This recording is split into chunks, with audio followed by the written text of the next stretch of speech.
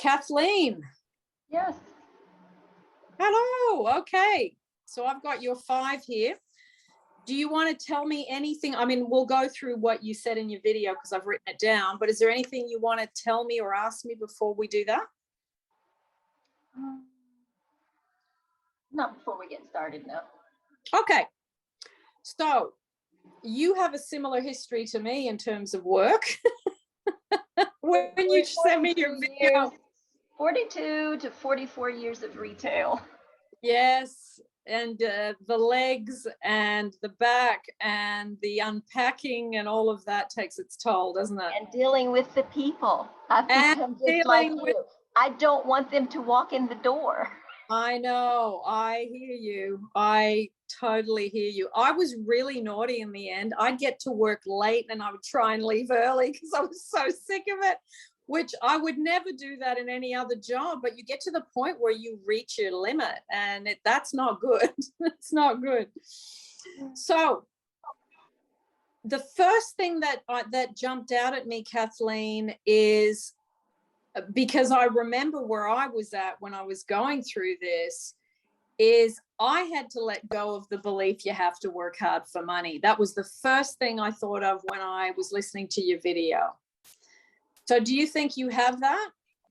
I have really worked on that. And I think I've gotten to a place where I believe money can't just come to me out of the blue. And I've had, even last month, I manifested $1,000 cash out of the blue. Nice. And I don't say that there's not something I would love to be doing.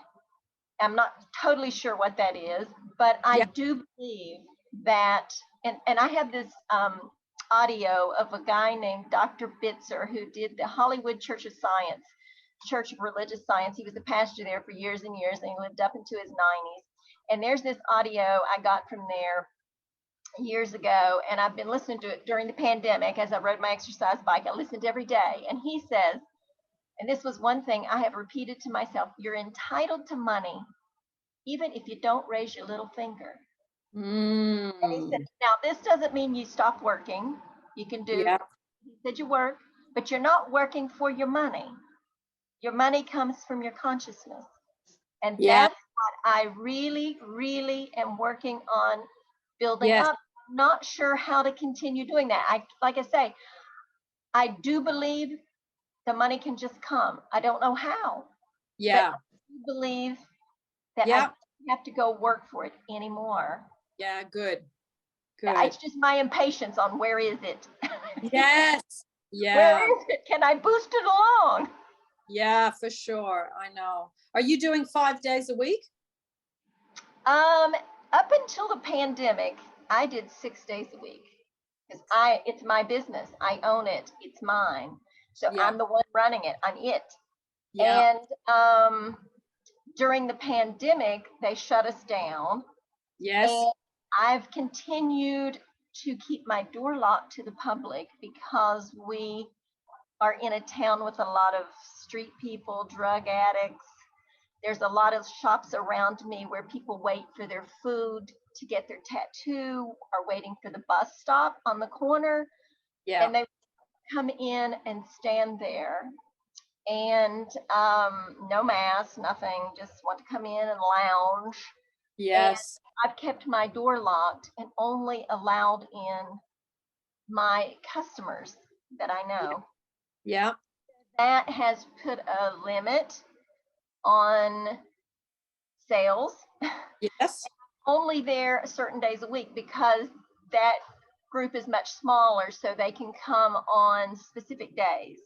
Okay. But I'm still having to do lots of work for the business. There's lots of stuff I have to do online. So I'm busy Tuesday, I'm busy Wednesday, I'm busy Thursday, I'm busy Friday. You know, it's just Saturday. And the days I'm actually there. Actually, Monday and Thursday are pretty much the 2 days I do the least. So that's my time to do for me. But I still have to do stuff for the business. Yeah. So yes, it's tedious. It takes lots of time, and there were a lot of changes in my industry during the pandemic, which gave me 3 times the work that I was doing before. Yeah. that's been really frustrating because the money's down and the work is up. Yes. So, Yeah. What kind of retail is it? What are you selling? I didn't really want to go into that, but Okay. Yeah, you don't okay. have to. Okay. You don't have, are you an online business as well as? No. I used to do a lot of things on online, like eBay auctions. Yeah. Thing, and that was lots of work, lots of Yeah. extra work, and didn't bring in a lot of extra money. Okay, because I stopped ship it, that. pack it, and ship it. Yeah, I used to come home from there. This was before I had a computer at my shop, but I would come home from there and I would work all evening doing the list Okay. and all that, and it just was total burnout. Yeah. And it wasn't bringing in as much. So I've kind of hesitated going back to that. Okay, fair enough. What about staff? Have you got staff? No. It's just The you. only person that can help me is my boyfriend. Yeah, Okay. All right.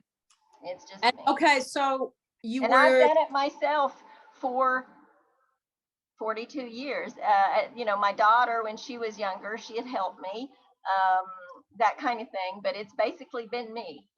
Yeah. Have you? You said pre-pandemic you were working 6 days. Now what are you working? 6 days. I was open 6 days a week, and I worked all 6 days. I had to do obviously things at home before I got there, and then I did stuff after. So it was a lot of work. Yeah. So now are you open how many days to your actual customers? I'm there 2 full days. Okay. I'm there 2 other days. One of them, several appointments during the day. We have pretty much regular appointments on certain days, like Fridays. I have appointments from 9 a.m., some up till 5 in the evening. So, but I have times I can leave and come back. Okay. And on Tuesday, I get a big shipment. So I am there literally for about 5 hours on Tuesday, doing physical unpacking, unloading, Yeah. that kind of thing. And then, yeah. so those are the 4 days that I work the most. Okay. So what are your big I don't likes that would help you create the list of likes? My biggest thing was when they first shut us down. That was my first 2 weeks off since I'd given birth to my daughter in 1984. Okay. I had not had more than 5 days off in a row ever. Wow. So since then, and I only took 2 weeks off for maternity leave. I had 2 weeks. My mother went and ran my shop. Wow.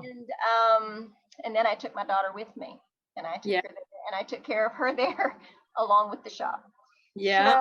So, when I got the time off, literally, I got to take long walks with my boyfriend. I got to get up without the alarm clock. Yes. So I couldn't go running. I'm a runner, and I usually ran in the mornings, but I couldn't do that because the path was filled with people. It was like suddenly a path that I might see someone occasionally while running. I passed 19 people in the first block. I was like, I can't do this. These people, everybody's everywhere. We didn't know how serious this was, everything. So I started riding my bike, indoor bike. And okay. Then I later, after about 6 months, I got the idea that on Sunday, there's this factory not far from my home, and their parking lot's empty on Sundays because no one's there. And I went and ran on the parking lot by myself. So I can run on Sundays in this parking lot, or holidays when they're closed. But I loved having just free time. And I even got inspired and wrote a blog post, which I hadn't done in months and months. And I started feeling inspired to work on my scrapbooks and to get out my paints because I've wanted to paint for 20 years and haven't had time. And I started feeling all this relaxed feeling. I was scared about the money because it appeared this shop was my source of income, right? And I started listening to this Dr. Bitzer every day and thinking money can come to me from anywhere. I don't have to work for it. And believe it or not, I received checks in the mail from people I mean, just I started getting things like that. So the money started coming, but I started feeling just so free, you know. And then they announced we had to open back up. And then the industry I was in announced they were, because they had stopped all their shipments. And Okay. so there was nothing new to sell. So they announced they had stopped all, they were going to come back too. So I cried. I cried for 3 days. I was like, I don't want to go back. Yeah. I don't want to go back. I want financial freedom so that I Yeah. can do whatever I please. And I Yeah. feel like if I have that, then my what's my work or purpose will come to me. I feel like I could feel inspired enough to go from there, that something will come up. But I'm such in a financial position that now that I can't just not Yeah. work. Yeah. So Yeah. I'm in that part of I need this money to show up so Yeah. I can go do this. Yeah. Okay, let me ask you, would you say you have the feeling of feeling trapped a lot of the time? Yes. Okay. Yeah. I actually feel a bit overwhelmed in that I feel like I want so much that Yeah. it's like, how can that all happen? You know, Yeah. and I know they say don't think about the hows. You know, Yeah. Neville says if you can stay in the end, then the bridge of incidents will occur.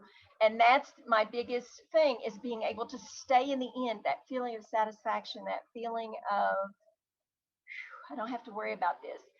And that was nice, because literally when the pandemic started and they shut us down, I literally had enough money to last for 5 days. That was Yeah. it. Yeah. And then it was going to be overdrawn, all of this, right? And the stuff's still coming out of my accounts. And then, like I said, some people suddenly said, hey, I sent you some money that I didn't ask for. And then somebody else said, hey, I sent you some money. I know you're shut down. And then I was telling my boyfriend, okay, I've got enough to make it 2 weeks. And then I was like, I've got enough to make it a month. Yeah. And then it's like, I've got 2 months. I can make it 2 months without, you know. So Wow. that really helped keep me going.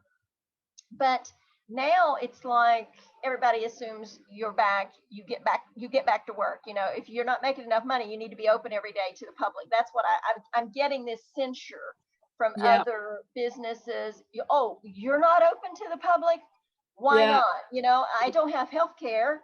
So if I get sick, I can't run to the doctor and find out, or if I get put on a ventilator, and then in this country, they'll take your business, they'll take your home for the bill. So Yeah. it's, I try to explain it. Most of my customers have been really good about that. They're willing to come at my terms. They're willing to come in, wear the mask, and stay, you know, allow me to try to stay safe. So that's been good, at least. But Yeah. I think I've strayed from your original point. No, it's okay. Okay. But yeah, I It's feel overwhelmed a lot. And yes. I Yeah. want my time. That's what I want. I want my time to do what I please. I want the money there so that I don't have to worry about it. It's coming in, and I just don't have to worry about it. And if something comes up, oh, I've got the money to fix that. You know, like my car, you know. Yes. Yeah. We'll talk about the car in a minute. It's, well, yeah, I won't go into that yet because there's some stuff I want to tell you about that. Okay. So let me ask you, how do you get to work and how long does it take? The car. I am about a mile and a half. Okay. So what, 5 minutes, 10 minutes? I can get there within about 10 minutes. 10 minutes. Okay. Top So traffic lights. Yeah. minutes there, 10 minutes back, there's 20 minutes. What I suggest is, because what you're doing is you're going from feeling trapped and suffocated to trying to feel free. Mm-hmm. Because it's easy to say to someone, well, you just got to say I'm wealthy. It's like, well, that never worked for me because I grew up poor and I had no idea what that felt. Mm-hmm. Right. It's this idea of wealth, but it's not a feeling that I personally knew, but I remember thinking to myself, okay, if I was wealthy, I'd be free. And I know what freedom feels like because I have Sundays off. I'm free on a Sunday. So I practice that. I try to practice that I am retired on Sundays, Mondays, and Thursdays. Because I do the least work, and I can justify, okay, I've got to go to the bank, I've got to do the post office and do these things. I would be doing those if I were retired. Yes. So I look at that, and I do that, and I don't, some of the, like today, no alarm clock. Yes. And I slept in late, which makes me feel a little bit guilty, like, oh, I could have used my extra time here today to do this, and this. But I have been practicing that. Good. That I am already retired. Excellent. Doing what I want. Yeah. At least those 3 days.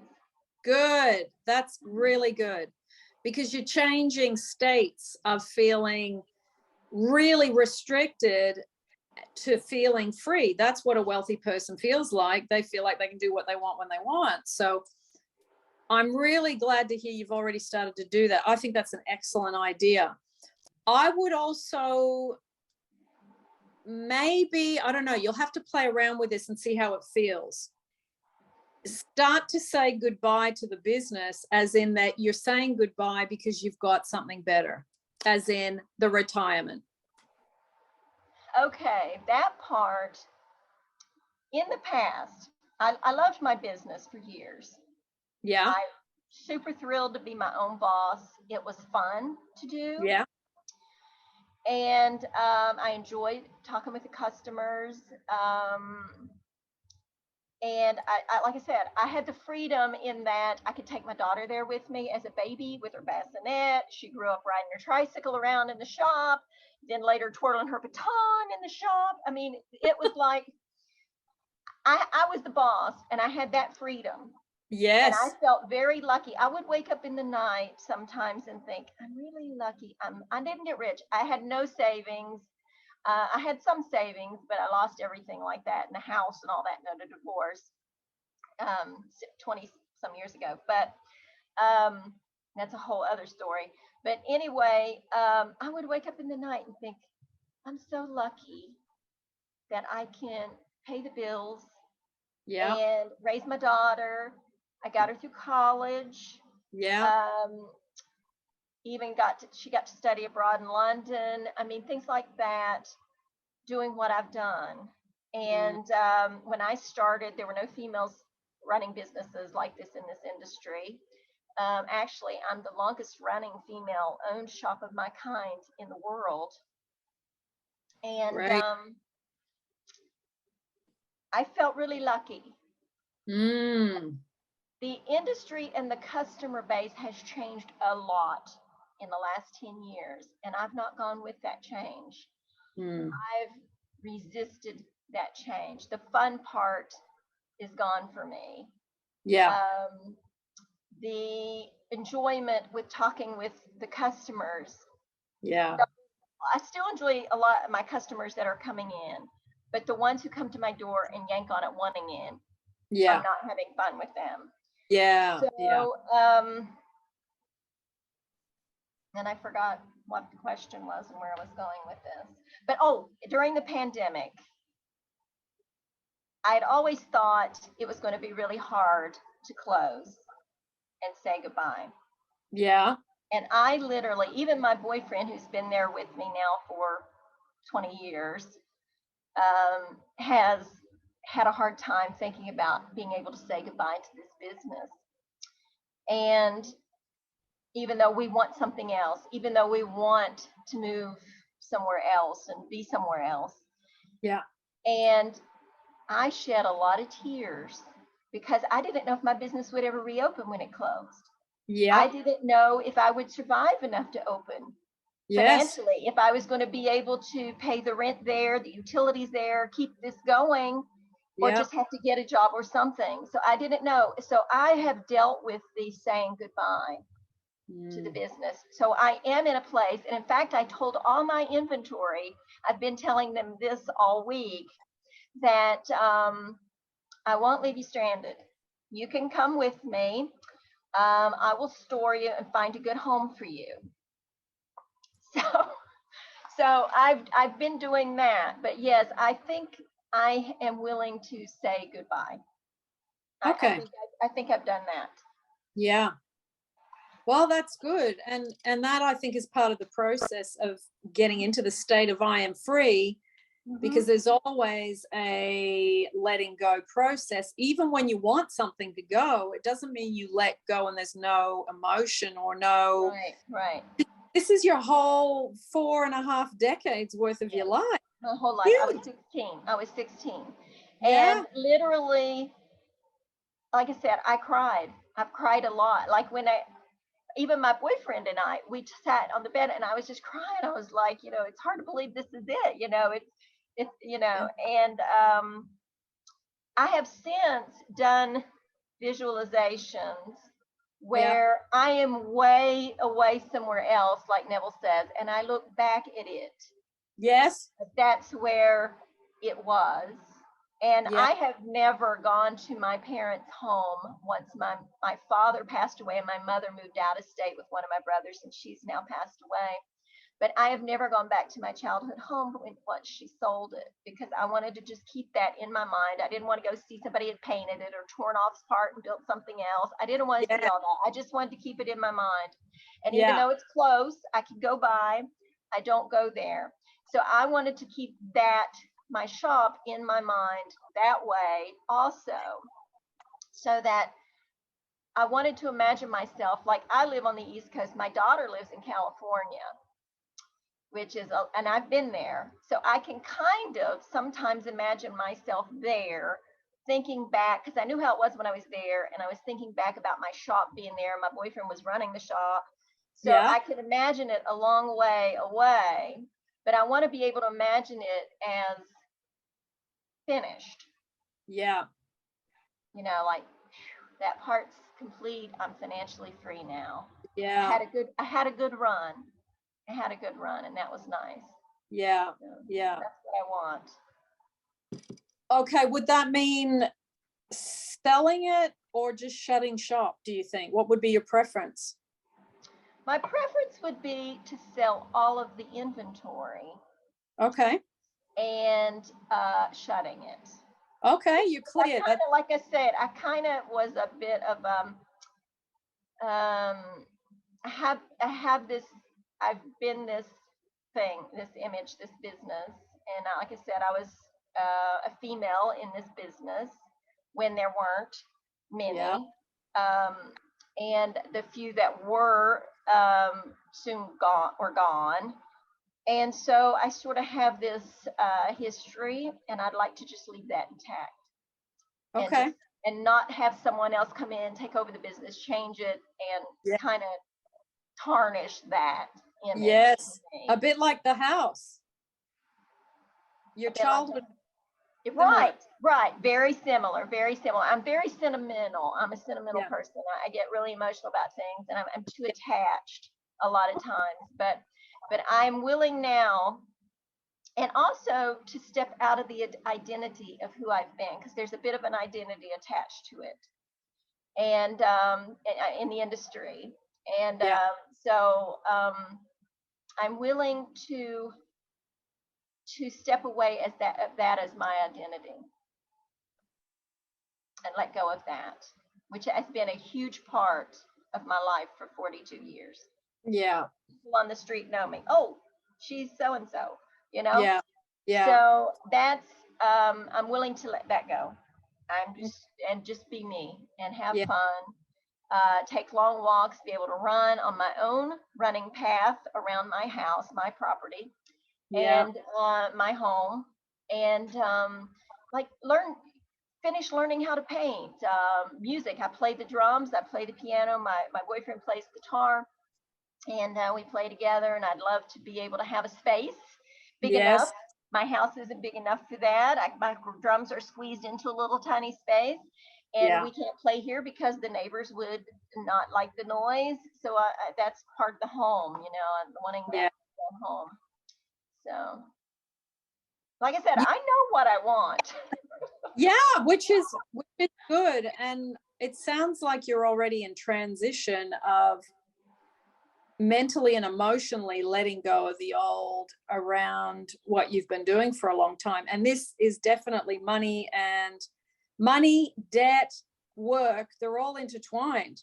Mm-hmm. They're all intertwined. So I And think, for me right now, I'm not, you said something about saying I am wealthy. I don't even, like, I do affirmations for the money, like I'm wealthy and all that. And like you, it's really, that always was really difficult because I grew up, you know, without money, really. I mean, having $10, $20 in my wallet, I felt rich. Yes. And for me now, if I could even bring in an income that didn't require me to work of, say, $3,000 a month, Yeah. and I knew that was coming, I could let go. I mean, I've got my expenses down so much that I could, you know, to me, and that's not rich.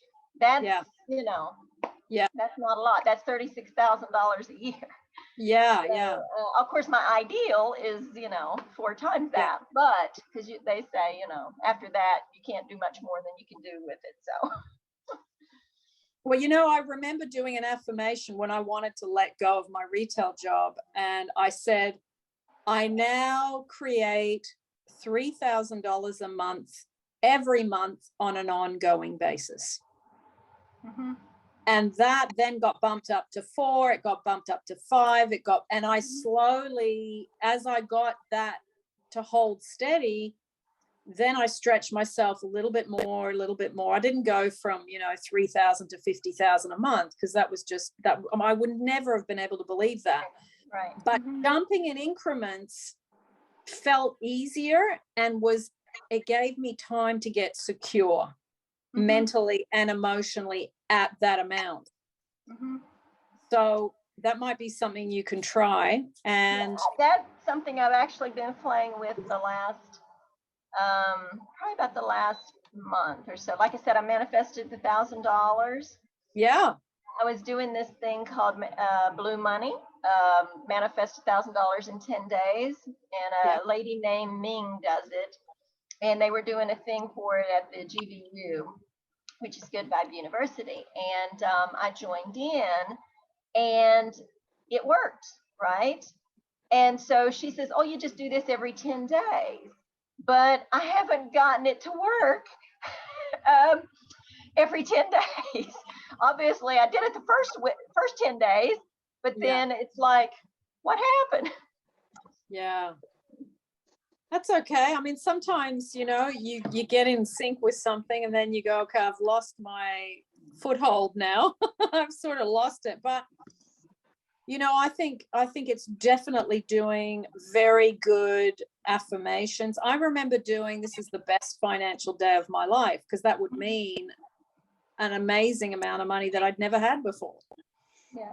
So that affirmation, I work half the hours for twice the pay, or in your case, you don't want to work, you want to be free. So your retirement affirmation's really good. I'd keep doing that. And in terms of financially being free, use those words as well. I am now financially free, because those are the words you used in your video. So use those words. Now, what was your affirmation for the 3,000?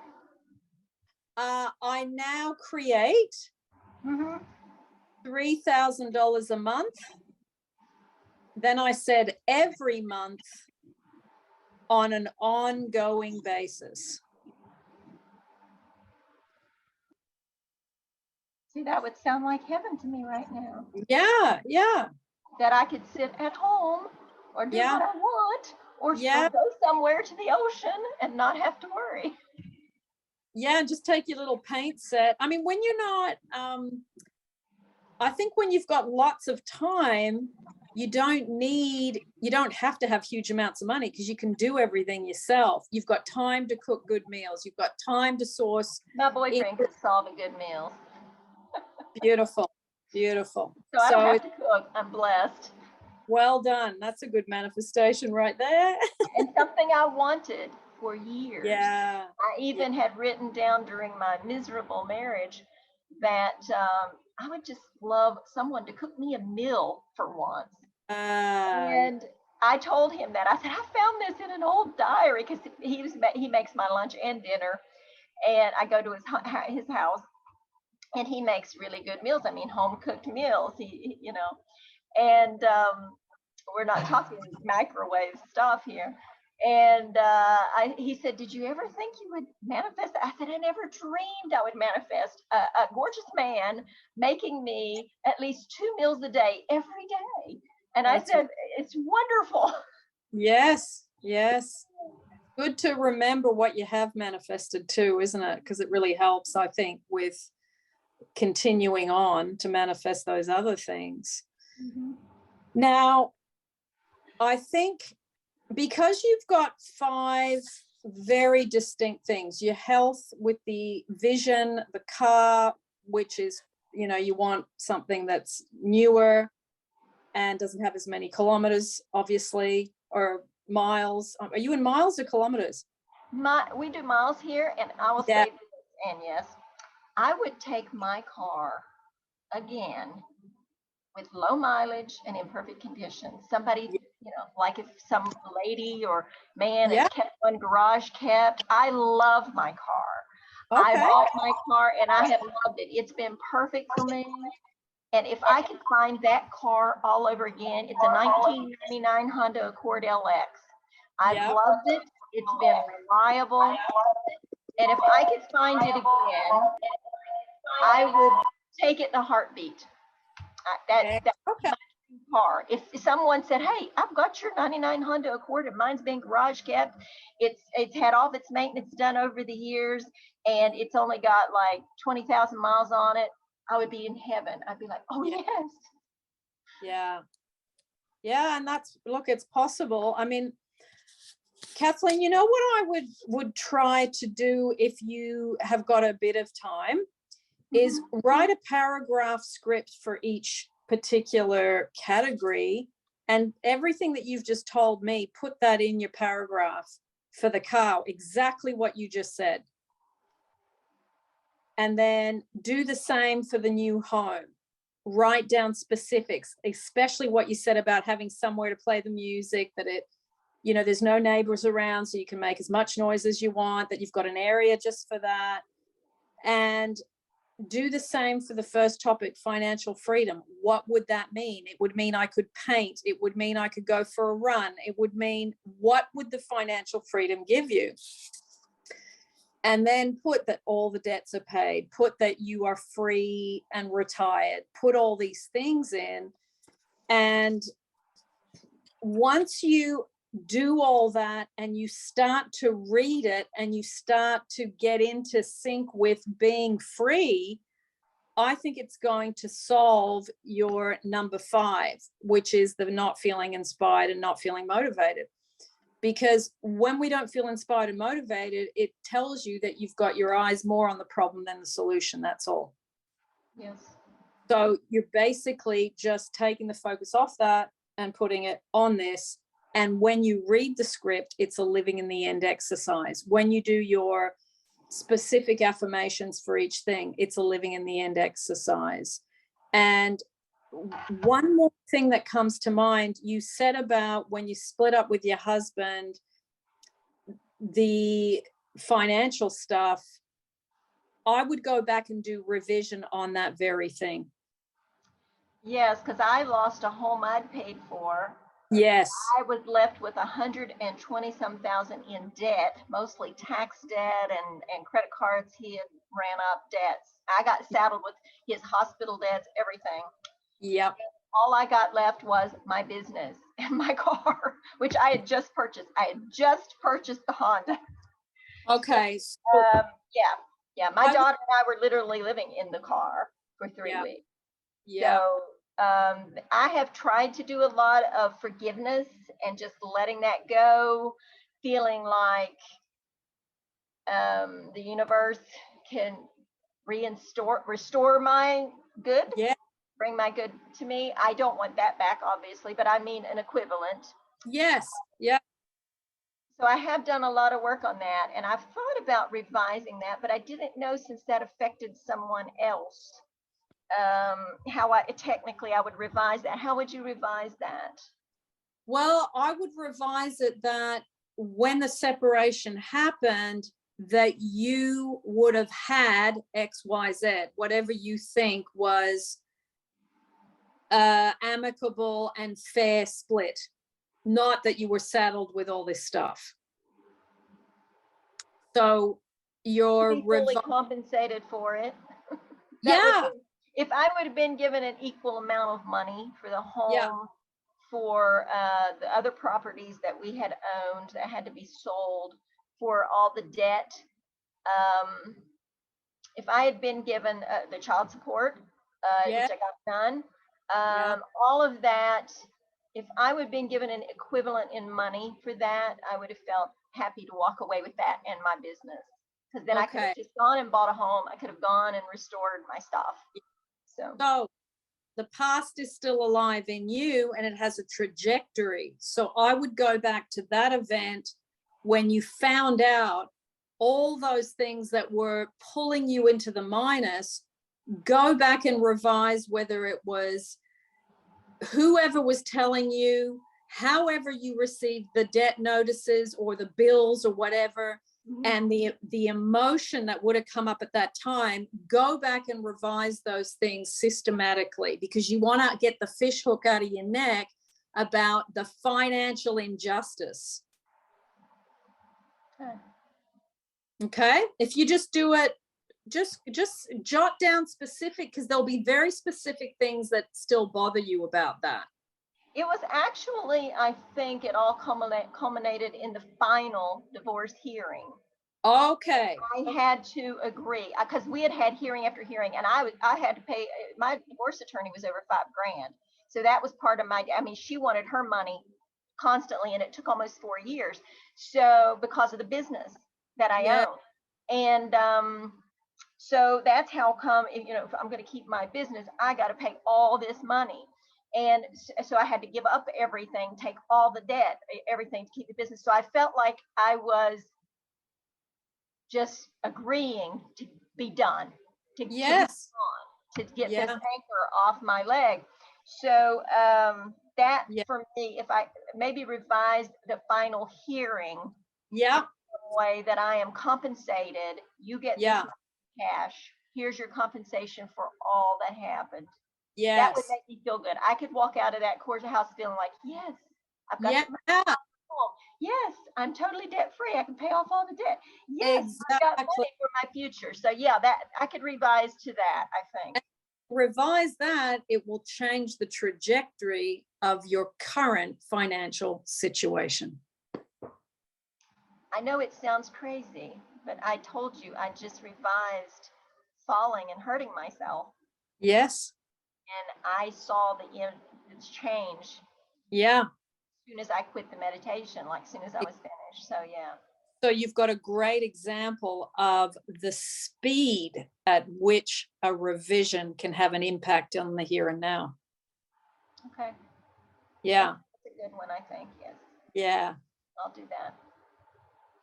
Good stuff. Oh, one thing I did want to ask, you asked if I wanted I think one of my biggest issues is being able to stay in the feeling of the end when faced with the tolerations, like my car, and you know, I've got to go out and put oil in my car because it's got a leak. You know, the tiny house, like you said, feeling like you were living in the little cage. So that seems to be my biggest thing, is like I can feel really good in the meditation.